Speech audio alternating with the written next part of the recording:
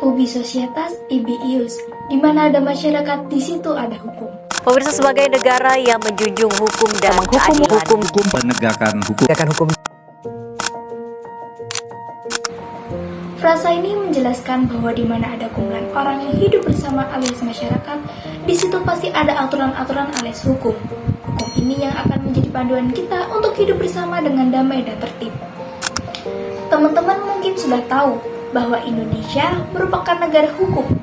Hal ini sudah tercantum secara jelas dalam pasal 1 ayat 3 Undang-Undang Dasar 1945. Pernyataan tersebut mengindikasikan bahwa segala sesuatu yang dilakukan harus didasari oleh hukum. Maka dari pernyataan tersebut, kita sebagai warga negara Indonesia perlu mengenal lebih jauh mengenai hukum yang ada di Indonesia. Halo teman-teman semuanya, kenalin nama aku Rizka Diwidiati dengan NIM 24080103799. Di sini aku bakal ngajak teman-teman untuk mengenal lebih lanjut mengenai sumber-sumber hukum yang ada di Indonesia. Pengertian sumber hukum. Sumber hukum adalah asal-usul undang-undang dan aturan mengikat yang memungkinkan setiap negara untuk mengatur wilayah dan tindakan warga negaranya. Sumber hukum dibagi menjadi dua, yaitu sumber hukum formil dan sumber hukum materi. Yang pertama, formil. Formil adalah sumber hukum yang memiliki bentuk-bentuk atau formal tersendiri yang secara yuridis telah diketahui atau berlaku secara umum. Sumber hukum formil ada 5, yaitu yang pertama, undang-undang, kebiasaan, traktat, doktrin, dan yang terakhir, jurisprudensi. Yang pertama, undang-undang. Undang-undang merupakan peraturan negara yang mempunyai kekuatan hukum yang mengikat, diadakan, dan dipelihara oleh penguasa negara. Selanjutnya, yaitu ada kebiasaan.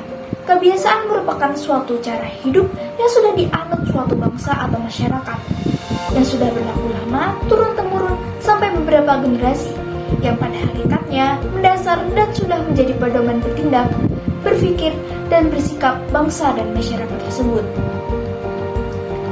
Kebiasaan merupakan salah satu hukum tidak tertulis yang ada di Indonesia.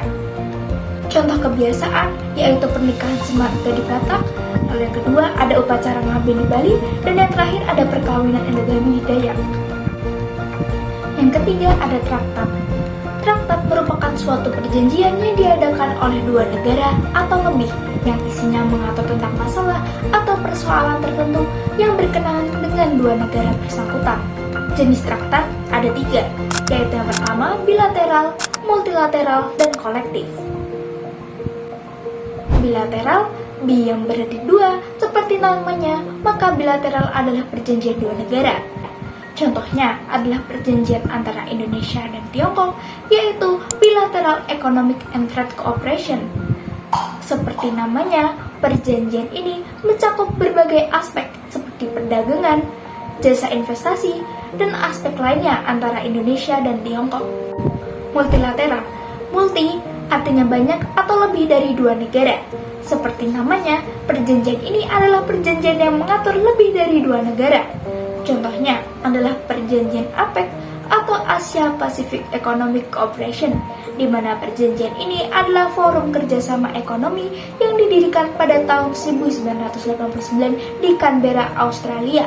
Perjanjian ini memiliki 21 negara anggota di dalamnya, termasuk Indonesia yang juga bergabung pada perjanjian ini. Yang ketiga ada kolektif atau traktat terbuka, yaitu yang memberi kesempatan kepada negara tidak turut serta dalam pengadaan perjanjiannya, tapi kemudian bergabung menjadi pihak yang terlibat. Contohnya adalah Piagam PBB. Piagam PBB dibuat pada 26 Juni 1945. Pada awalnya dibuatnya PBB hanya ditandatangani oleh 5 negara Amerika Serikat, Uni Soviet atau Rusia, Prancis, Republik Rakyat Tiongkok, Inggris. Seiring berjalannya waktu, banyak negara yang ikut menandatangani perjanjian ini. Sekarang total sudah ada 1903 anggota yang terdiri dari anggota asli dan anggota tambahan. Lahirnya traktat menurut pandangan klasik ada 4, yakni yang pertama, penetapan atau treaty, yaitu fase penyusunan dan kesepakatan secara verbal atau tertulis. Draft disusun dan disepakati oleh dua negara. Yang kedua, persetujuan, yaitu persetujuan secara formal atau tanda tangan dokumen. Yang ketiga, ratifikasi atau mengesahkan traktat dengan prosedur internal yang harus diikuti. Yang keempat, penukaran piagam perjanjian, yaitu langkah formal saling menyerahkan dokumen atau upacara resmi. Yang keempat, jurisprudensi, yaitu suatu putusan hakim atas suatu perkara yang belum ada pengaturannya dalam undang-undang, yang selanjutnya menjadi pedoman hakim lain dalam mengadili kasus atau perkara yang sama. Dasar jurisprudensi ada 3. Yang pertama, dasar teoritis, yaitu ditaatinya oleh hukum. Yang kedua, dasar sebagai tambahan hukum yang ada. Dan yang ketiga, pasal 22AB yang berbunyi, bila mana seorang hakim menolak menyelesaikan suatu perkara dengan alasan peraturan perundang-undangan tidak jelas atau tidak lengkap, maka ia dapat dituntut karena menolak mengadili. Salah satu contoh jurisprudensi yaitu penetapan Pengadilan Negeri Jakarta Barat Selatan pada 19 November 1973 yang mengabulkan permohonan seorang warga negara Indonesia bernama Iwan Rubianto Iskandar. Iwan mengajukan permohonan perubahan status setelah mengubah kelamin dari laki-laki menjadi perempuan.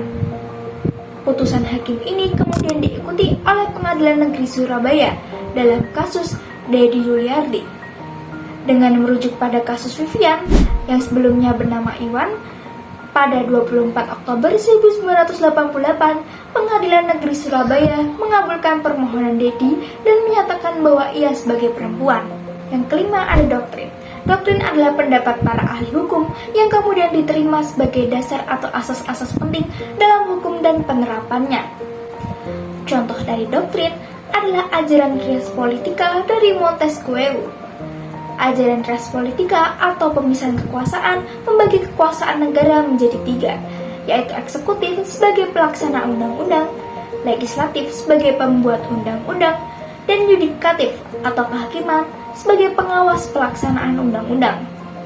Selanjutnya ada sumber hukum material. Sumber hukum material yaitu sumber hukum yang menghasilkan isi suatu hukum sendiri, baik secara langsung atau tidak langsung.